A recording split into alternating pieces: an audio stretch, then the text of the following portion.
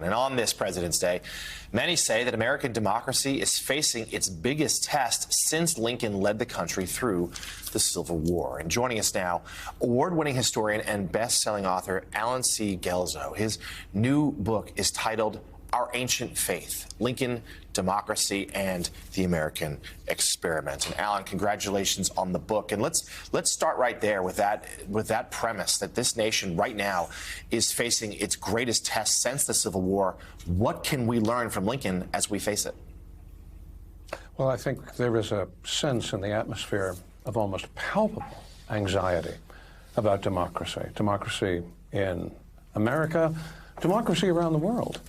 I can remember back in 1989 when the Berlin Wall came down, and then 2 years later the Soviet Union implodes. We thought democracy was the coming thing. We talked about it as being the end of history. And then over the last 30-some years, we have seen that fail.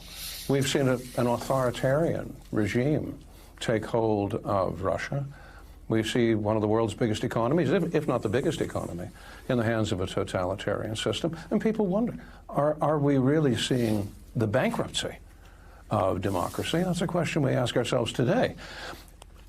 What I want to do in Our Ancient Faith is to talk about Lincoln and democracy, because over and over again, when people confront this question about democracy, we look back especially to the figure of Lincoln, because he was the President of the United States at this time of terrible, terrible crisis, when the whole American experiment looked like it was about to go up, quite literally, in smoke. And the phrase itself tells you a good deal, our ancient faith. He uses those words in 1854 in a great speech he gives in Peoria, Illinois.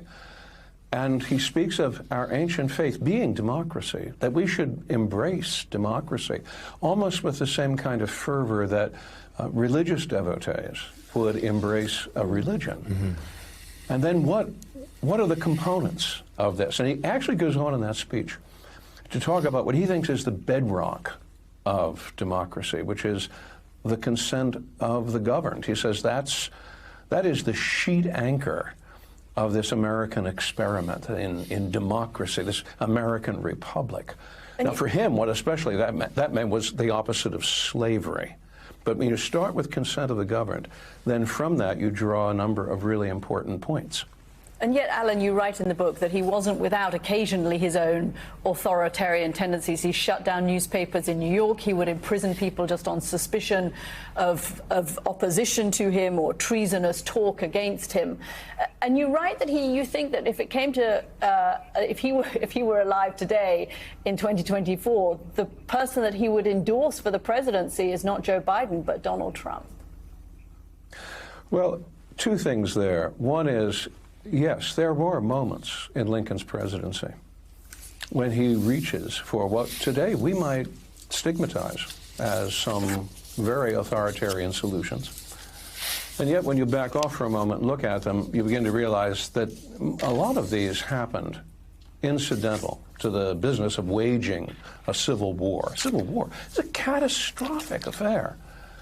I think that when you look at Lincoln in the long term, the dents that he puts in that are comparatively minor ones. And what's more, when the Civil War is over, we go right back to being what we were. If what he had done was really something that threatened subversion, then I think that we would have required some kind of magic powder to get over it. But then comes the question, what about today? And almost everywhere I go today, people are asking exactly that question: who would Lincoln endorse? And first of all, I think what I have to say is I don't know. I mean, Lincoln's been dead for 158 years, so I can't consult him. But the other thing is that when you do history, it's not the same thing as doing prophecy. So the answer you have to give is I don't know. I mean, it's like asking if Lincoln would use an Uber. What he'd probably say is, what's an Uber? So it doesn't translate easily. But something that does go along with that, and perhaps sheds a little bit of light, is that Lincoln was, on the one hand, he was very much a party loyalist. Identification with the political party was extremely important for Lincoln. And sometimes that meant, over his career, he endorsed people that he did not agree with.